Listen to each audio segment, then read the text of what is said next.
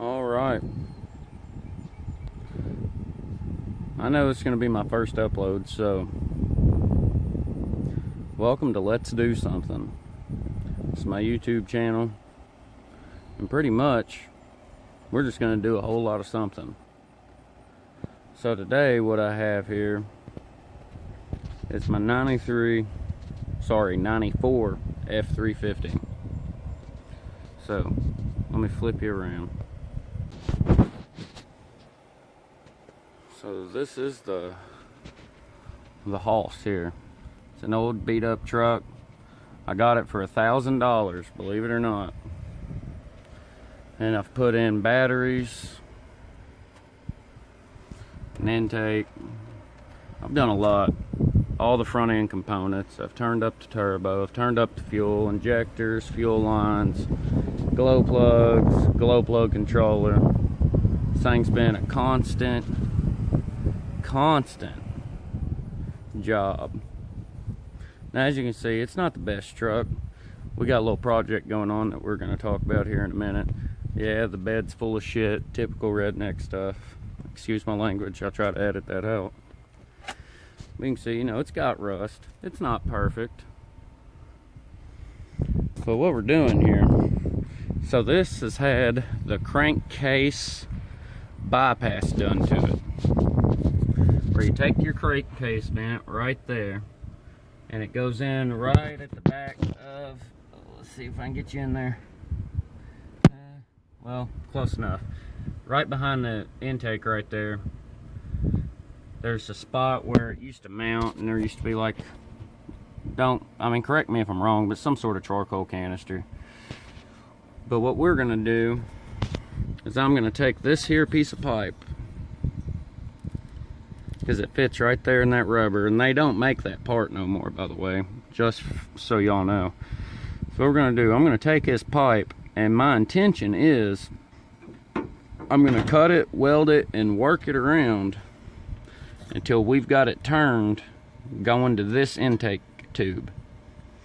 Of course, I'm gonna notch the pipe, and I'm gonna take a hole saw to it, so that way we can try to get the whole venturi going on, which the pressure is going to push in anyhow, so it really doesn't matter. And we're going to try to just get it stuck right into that pipe somewhere, so that crankcase pressure can get fed back into the intake again. And if it goes wrong, then we'll take it back off and we'll change it. We'll do something different. But as of right now, that is the intention. Which the old truck actually doesn't have too high mileage on it, but what I'm trying to do is turn it up, and honestly, we're going to try to make a racer out of it. So I guess that's my introduction for now. I'll get back to you once I have some work done, and I'll show you all how it's going. All right. So as you can see, this here is what we've came up with.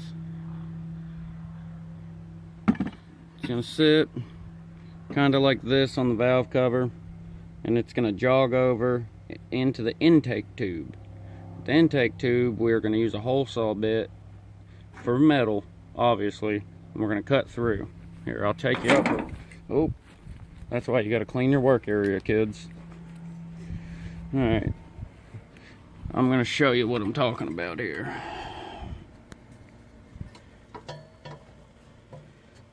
So that, when all is said and done, is roughly what it's going to look like.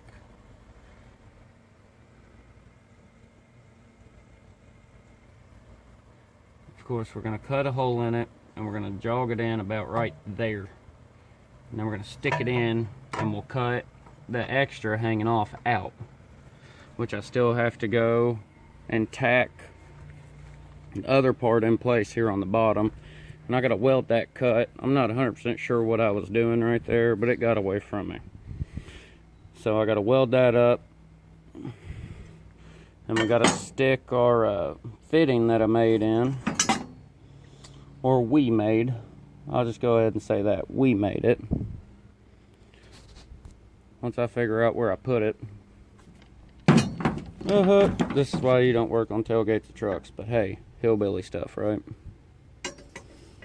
And this is going to go in about like such. We're going to cut it shorter though. I mean, that's guaranteed. We're going to cut it shorter because I want it to sit about at that angle. And then we will take some of the scrap metal sitting around and we'll fill in the gap to make sure it's only pushing air out of that area. Alright, I'll get back to you when we get there.